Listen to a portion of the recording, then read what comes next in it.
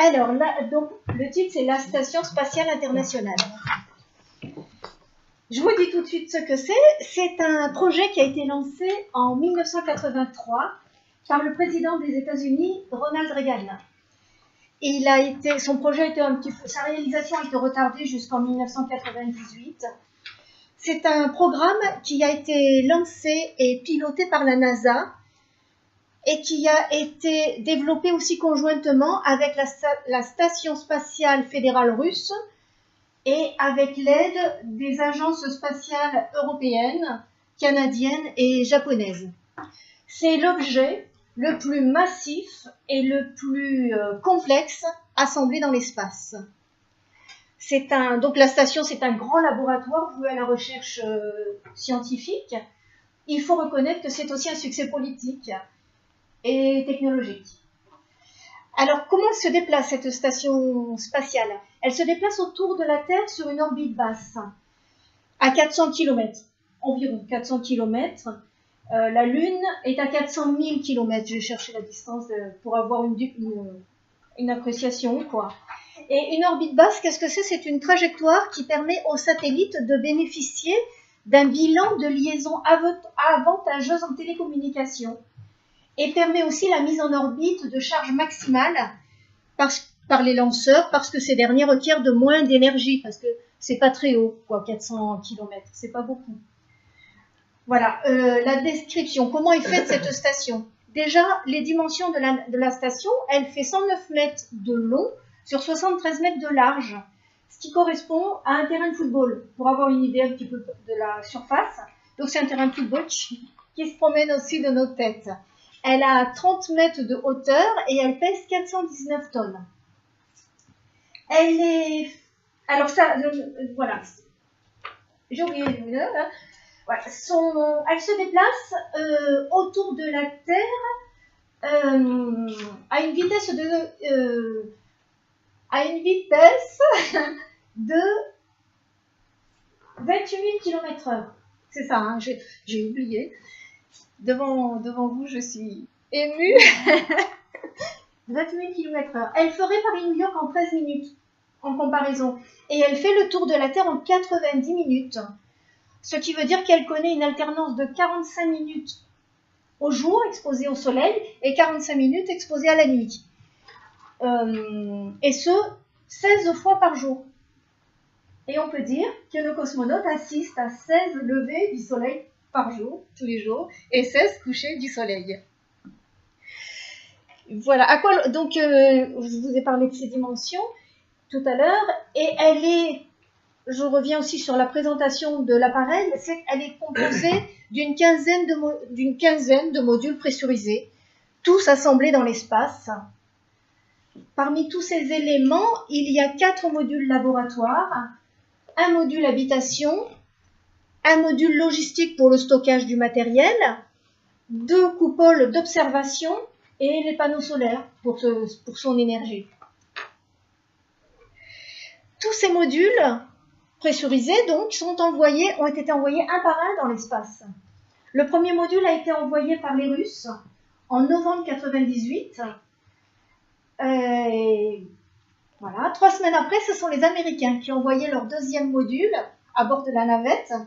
Et lorsque la navette a approché le premier module, elle a déployé un bras télécommandé pour capturer le module et elle a réalisé son amarrage. Ensuite, 2 cosmonautes sont sortis de la station, on appelle ça une sortie extravéhiculaire, et ont raccordé les différents câbles. Puis, ils sont revenus sur Terre. Ils ne sont pas restés là-haut. Voilà, et ce n'est qu'en novembre 2000, 2 ans après, que le premier équipage permanent a pris possession de la station. C'était un équipage tout le temps, c'est un équipage international. Il y avait des personnes de plusieurs pays, plusieurs cosmonautes de différents pays. Dans la station, il n'y a de la place que pour 6 cosmonautes. Et ils sont envoyés par groupe de 3. Ils séjournent chacun 6 mois avant de céder la place à un nouvel équipage de 3. 3 par 3, ils sont renouvelés. Et depuis 16 ans maintenant que la station est habitée, on va dire, 228 personnes ont séjourné dans l'espace à bord de la station. Voilà, les moyens de transport pour aller jusqu'à la station il y a deux moyens de transport. Il y a la navette spatiale américaine qui est lancée de Cap Canaveral en Floride et le vaisseau russe Soyouz qui était tiré de Baïkonour au Kazakhstan. En juillet 2011, la station spatiale, la navette américaine a été mise à la retraite parce que devenue obsolète. Et donc maintenant, il ne reste plus que le vaisseau russe comme seul moyen de transport. Pour construire la station, il a fallu 11 ans et pas moins de 40 vols pour construire la station telle qu'elle est représentée maintenant. Outre la construction de la station et outre la relève des cosmonautes, la station est régulièrement ravitaillée en consommables, en eau, en nourriture, en gaz aussi, en pièces détachées. Et il a fallu 140 vols pour participer donc à la construction et à la vie de la station. Voilà pour ce qui est la technique.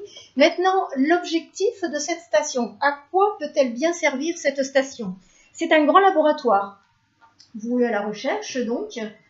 L'enjeu est de taille. La station, les enjeux sont de taille. Les enjeux scientifiques sont de taille parce que la station, cette station représente un terrain unique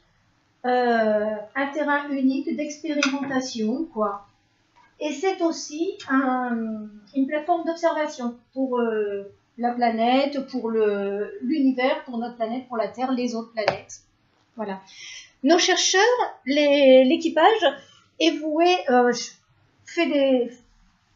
effectue une recherche dans l'environnement spatial, en absence de gravité donc. Et les domaines de recherche sont la biologie, la physique, l'astronomie et la météorologie. Et les données recueillies doivent permettre de déterminer si, à terme, l'homme va pouvoir effectuer des vols de longue durée et donc coloniser l'espace dans un futur. Le projet, c'est Mars. Ils se sont posé le défi de construire une base technologique sur Mars. Voilà. Donc la recherche, nos chercheurs, si vous voulez, recherchent les effets de l'absence de gravité sur la croissance, le développement, les processus internes aussi du vivant, je dirais, de l'être humain, de l'homme, mais aussi des plantes. La station spatiale participe au futur potager extraterrestre. Ils ont semé des petites graines dans la station, et donc ils étudient l'évolution, la croissance des plantes. Et parallèlement, il y a un lycée en France aussi qui a fait la même expérience. Ils ont semé les graines dans les mêmes conditions que dans la station. Et dans 6 mois, ils vont comparer le fruit de leurs études. Quant à Thomas Pesquet, je pense que tout le monde en a entendu parler, qui est le 10e Français à aller dans l'espace. Il y est consacré des recherches, des expériences sur la médecine et la santé et la médecine. Voilà. Est-ce que je peux faire